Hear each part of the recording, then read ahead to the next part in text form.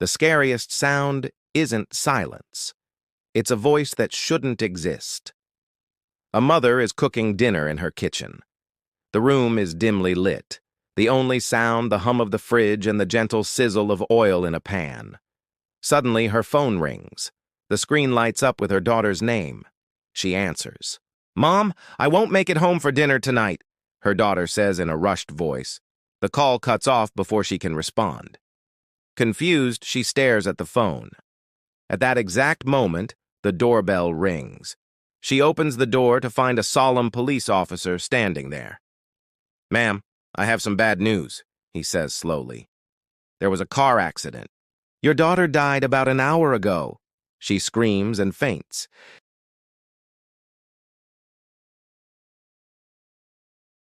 "Last night, a friend rushed me out of the house to catch the opening act at a local bar's music night.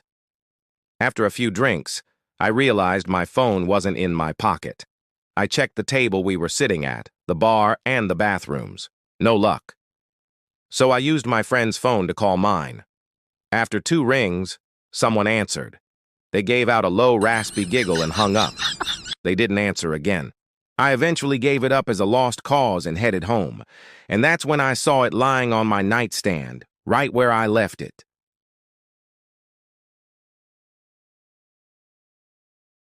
One evening, I couldn't find my phone anywhere. Suddenly, it rang. I found it, answered, and heard a deep voice say, "There, you don't have to look anymore." I was so scared.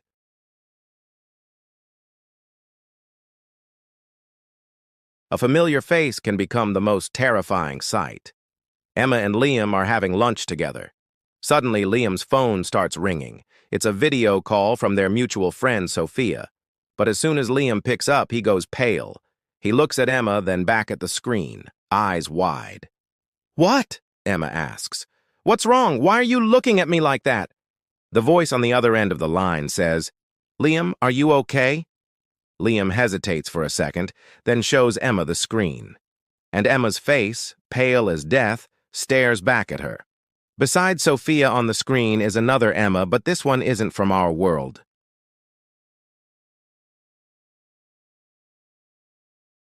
Something really weird happened at my friend's wedding, and I'm still not over it.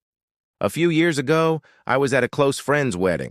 During the reception, I spent a long time talking to a man who introduced himself as the bride's older brother. He was charming, and I think I even had a little crush on him.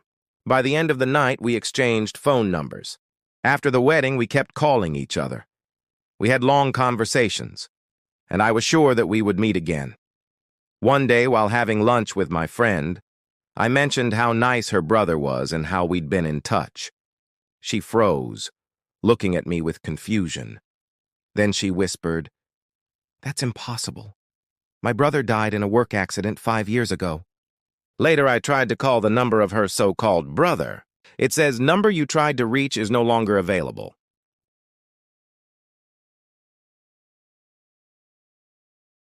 A single photo is all it takes.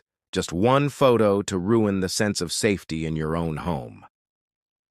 I was in my kitchen cooking dinner when my phone buzzed. It was a message from an unknown number. I opened it. A photo.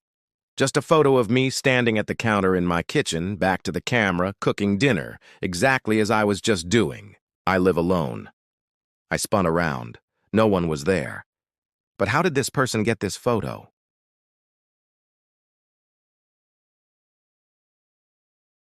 This happened a few years ago. I was laying on my bed and had on a video call with my friend. I dropped my phone on the floor, and when I picked it up, I saw my friend was terrified. She put her finger on her lips as a signal for me not to speak, and she texted me, "There is a man under your bed. Subscribe before the creepy crawlies find you."